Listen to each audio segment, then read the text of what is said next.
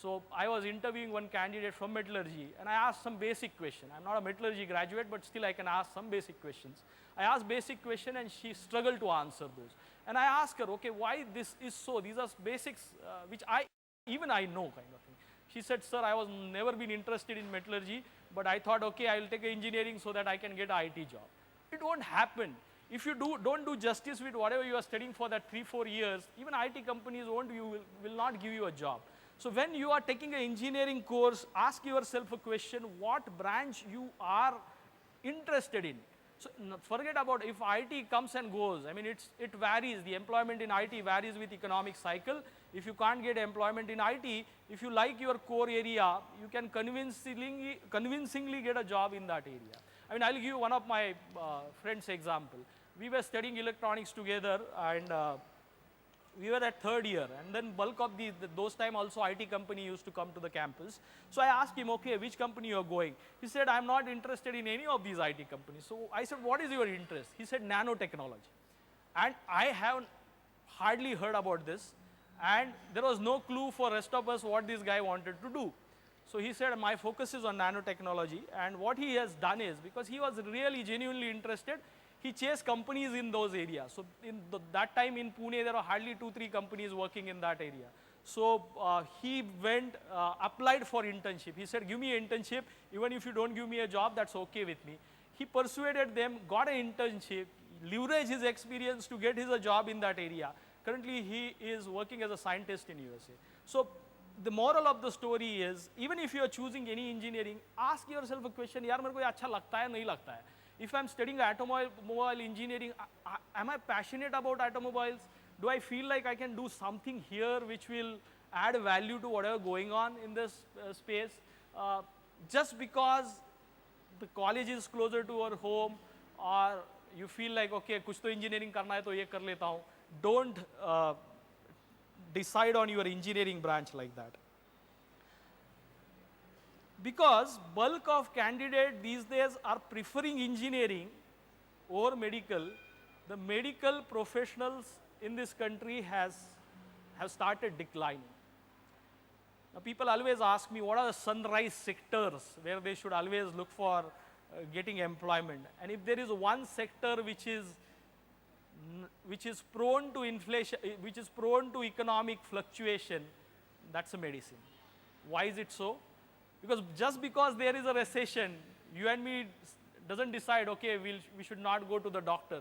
Let the recession get over and then we'll go to the doctor, right? And with the population growth, the kind of lifestyle diseases we are getting, there's always need of medical practitioner. And not only the practitioner, I'm not talking about specialized MD and MS. There are other practitioners which India has always been supplying to the rest of the world. Let's talk about that. Like you can get into an MBBS, BHMS, BMS, BUMS, even BDS. There are places in our country, and especially Maharashtra when I visit, the taluka level places, still there are hardly 1 or 2 BDSs are there. Veterinary science. I mean, these days, the kind of money I have seen these cats and dogs clinics are making, you'll surprise and you'll say, oh, this is definitely interesting.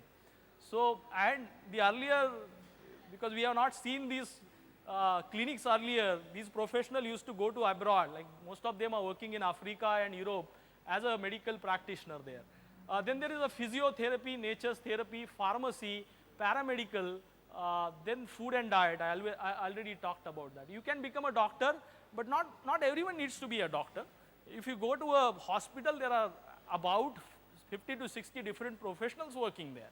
So if you like medical as a field, you can become a cardiologist, dentist, nurse, nutritionist, dietitian, occupational therapist, physiotherapist, plastic surgeon, speech therapist.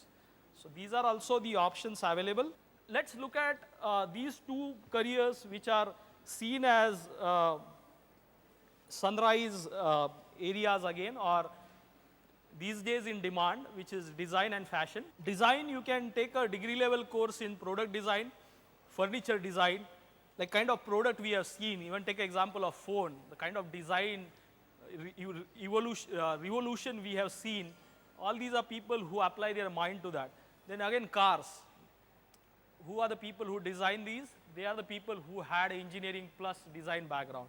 then furniture interior design, ceramic glass design, graphic design, animation and film design. So animation is also growing. You will not realize, but almost 20 to 30 percent part of our movies is being animated in the studio. So you think that, okay, he is jumping out from a waterfall. It doesn't happen like that. Someone is working on an animation in a company, maybe in a Bangalore or Hyderabad, designing that. So then there is a communication design, then exhibition design. Just look at this particular exhibition, the kind of stall people have put up. There are design professions who work on, okay, why this particular design should look like this. You can become an industrial designer, you can become a communication designer, you can become a textile, apparel or lifestyle designer. So there are options in design. Then fashion is growing with the advent of the retail and mall. Specialty fashion stores are opening. So fashion, which we have not heard of as a career, is also in demand. You have fashion design, leather design, accessory design, textile design, knitwear design, fashion communication. I mean, if you go to any of these newspaper and magazine stall, half of these magazines you will see are the fashion magazines. So that's where you need the fashion professional who has a knack for writing as well. You can become a designer, you can become a freelancer, run your own boutique. These days everything is online, so you can start designing at home, put it up on the internet, and you will get the shipments will start from your home itself. You don't need to go beyond 4 walls of your home as well. Then there are design managers, stylists, exhibition and visual display, product development, merchandise, fabric managers in textile industry, knitwear design who design the shoes and accessories. So there are people in these area professionals who are in demand. If you like engineering, mechanical, civil part of it, mostly civil part of it, and have a knack of design, architecture is best bet for you. You can do a Bachelor of Architecture and then go as an urban designer, urban planning, which is typically a government kind of roles, the conservation, construction management, property development, interior design. So kind of real estate growth we have seen, these professionals are in demand. Then there is a performing arts, painting, textile designing, interior designing, sculpture, metalwork, ceramic, fine art or applied art. Path is a bit turbulent. I don't want to say that it's very rosy, very interesting. People most of them struggle in early part of their career till they establish themselves as artists. But I have seen once they establish themselves, their work is in demand. So cultures, craft artists, advertising, graphic designer, arts and photography. One thing which online has helped us, which is, we always see only in terms of Facebook and WhatsApp, but there are websites like earlier if you are a painter, you have to stand in a queue in front of JJ Arts Gallery to get a slot for your painting exhibition. And you could not get it even for years.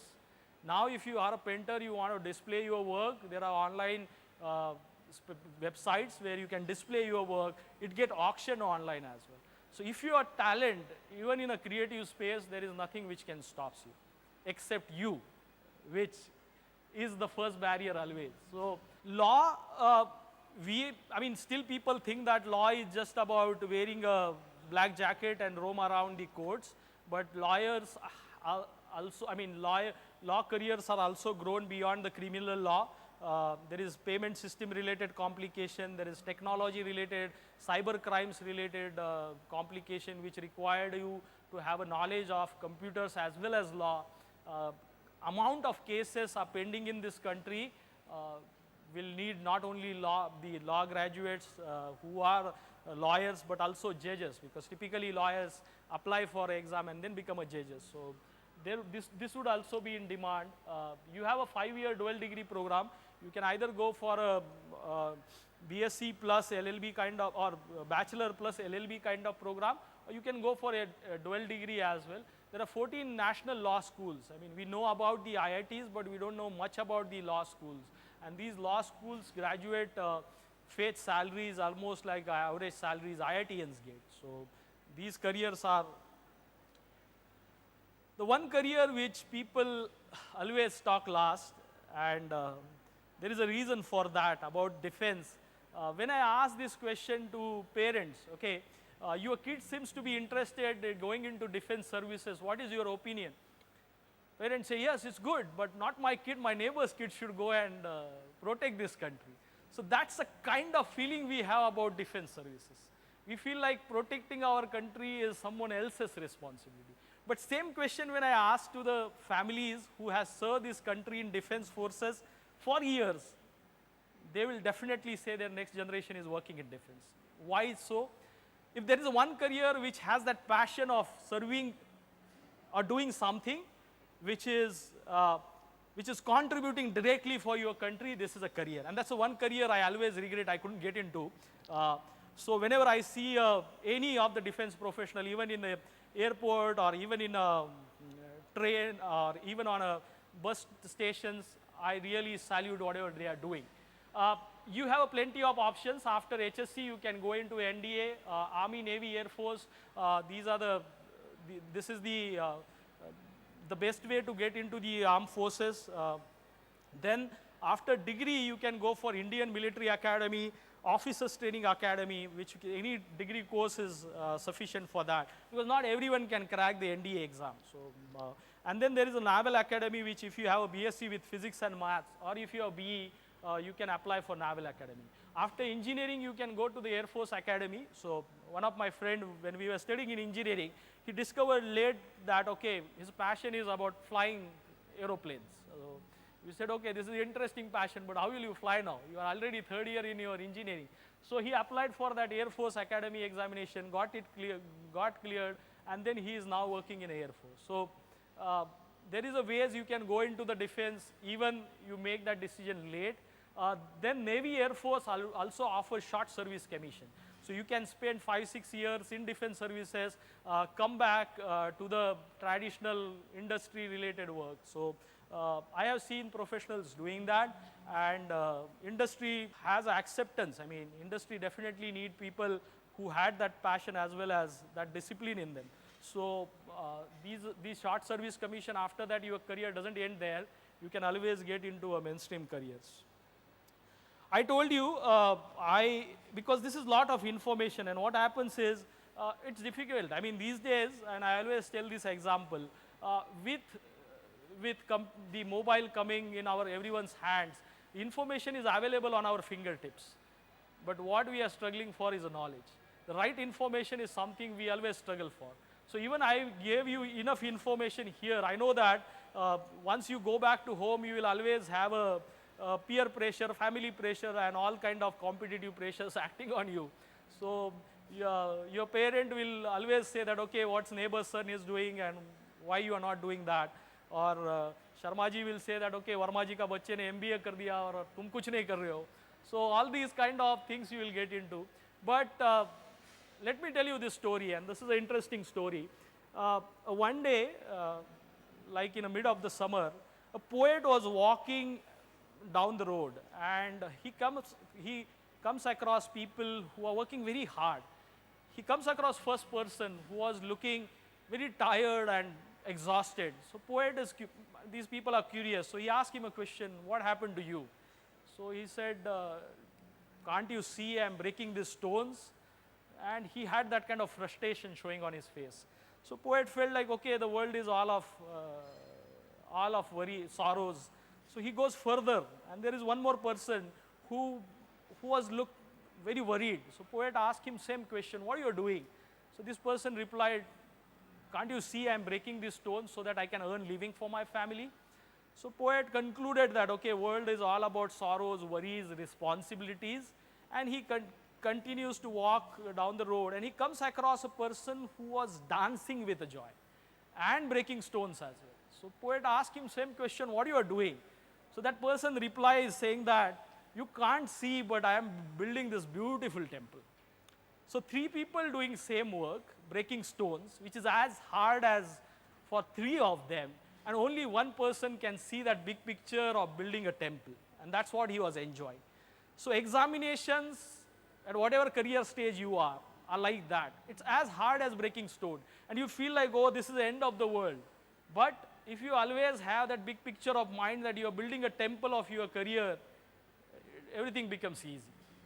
And after conducting sessions, I get these kind of questions. So let me answer them first. People ask me, is there a shortcut to success? I started this session saying that I have not discovered one.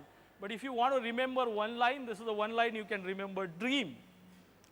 Why I say dream? Because until and unless you dream, you will not see that big picture.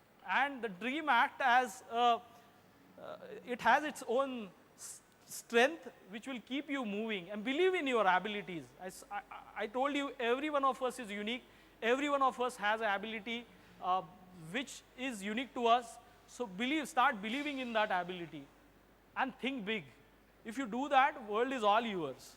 So if you are thinking big, you will always end up doing big. If you're thinking small, you will end up doing small.